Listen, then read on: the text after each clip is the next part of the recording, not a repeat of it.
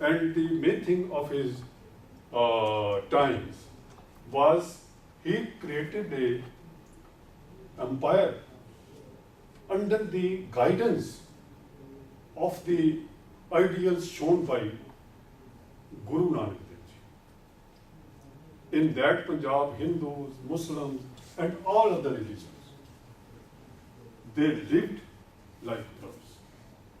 There was no discrimination against anyone.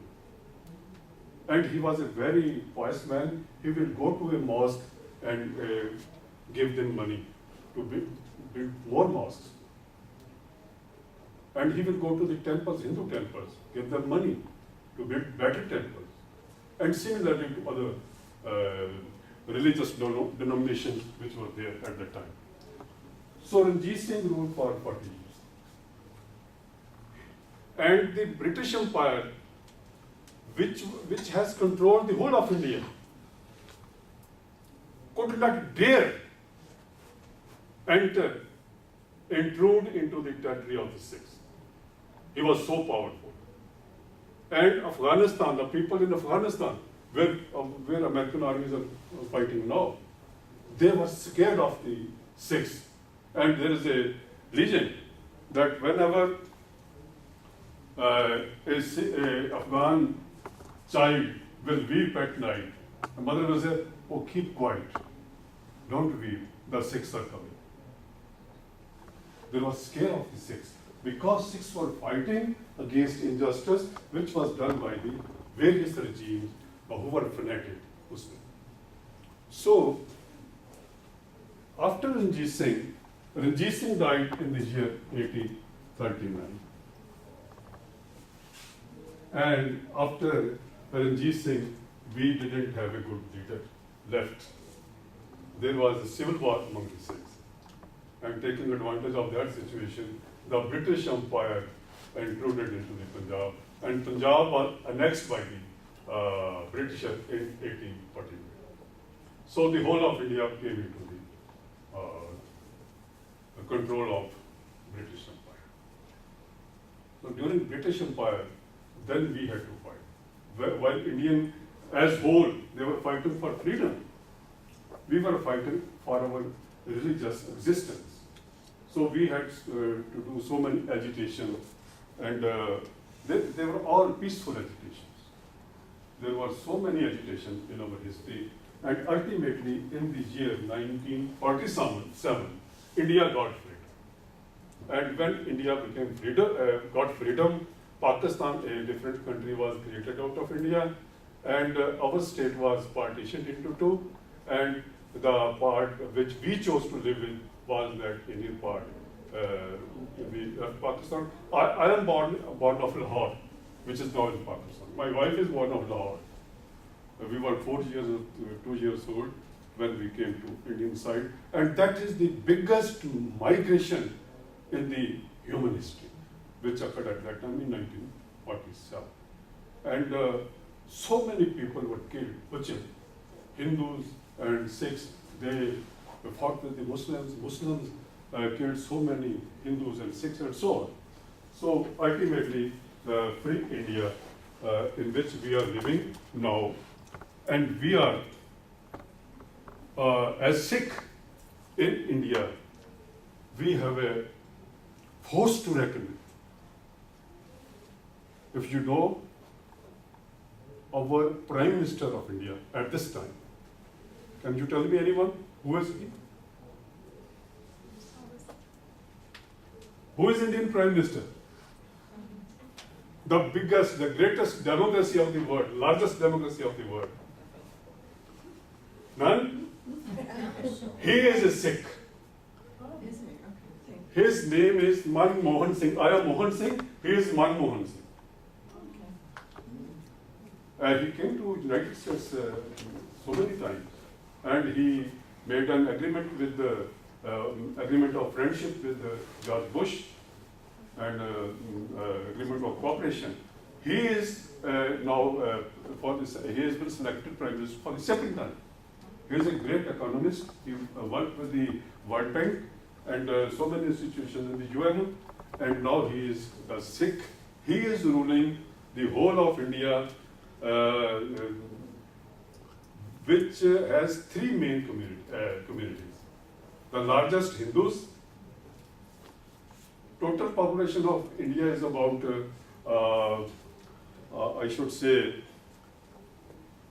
Billion. a billion, about, more than billion.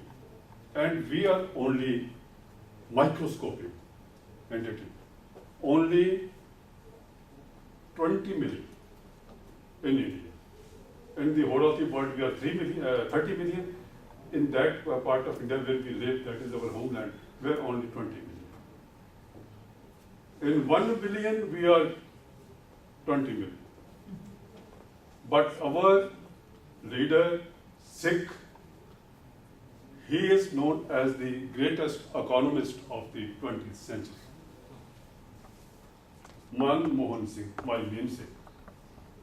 So we are proud of leading the Indian nation, and his way of thinking is that we should live in harmony. There should be no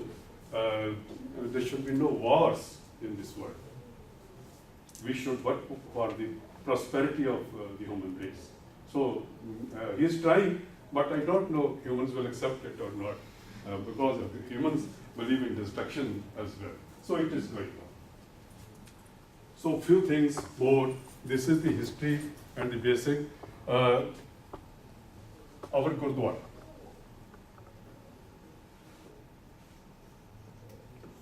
So I told you that when you go to Gurdwara, there is scripture. We bow before our scripture. And then we have another important institution that is known as Langar. Langar is dining together. We have a big hall attached to every Gurdwara, where all people who come to the Gurdwara sit together on the carpet. He may be a king, may be a pauper, maybe a low caste, maybe a high caste, so-called, maybe from any walk of life. They will sit on the same carpet and they will eat together without any discrimination. And the Sikh temple is proud of its tradition that in Sikh temple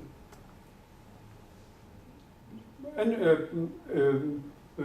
maybe from any faith, person from any faith, they can come to the temple. There is no restrictions, there is no prohibition like anything. And in Golden Temple, the idea was Guru Arjan Dev, the fifth Guru who built it, it has 4 doors, which means the people from all the 4 directions can come. There is no discrimination. Otherwise, you go to the Hindu temples in India. They don't allow a Christian to enter temple. They don't allow even a Sikh to enter a temple. There are so many discrimination, especially in the South India. But in Sikhism, the doors are open for everybody. And everybody is welcome to sit in the dining hall Langar and eat together. The idea is to creating a sense of equality and an egalitarian society. So the Sikh temple, at the door of the Sikh temple, you will see a flag. That is saffron color, triangular flag. That is called Nishan Sahib. Nishan means symbol. That flag is the symbol of the Sikh. It will appear in front of every go. Then you will find a insignia emblem like this, 2 swords in which a circular weapon that is known as chakra, and then in between a double-edged sword that is called khanda. You will find this emblem on our flag also, and in the on the door of our temple. You will find it. And what the Sikhs do? Sikhs do 2 things.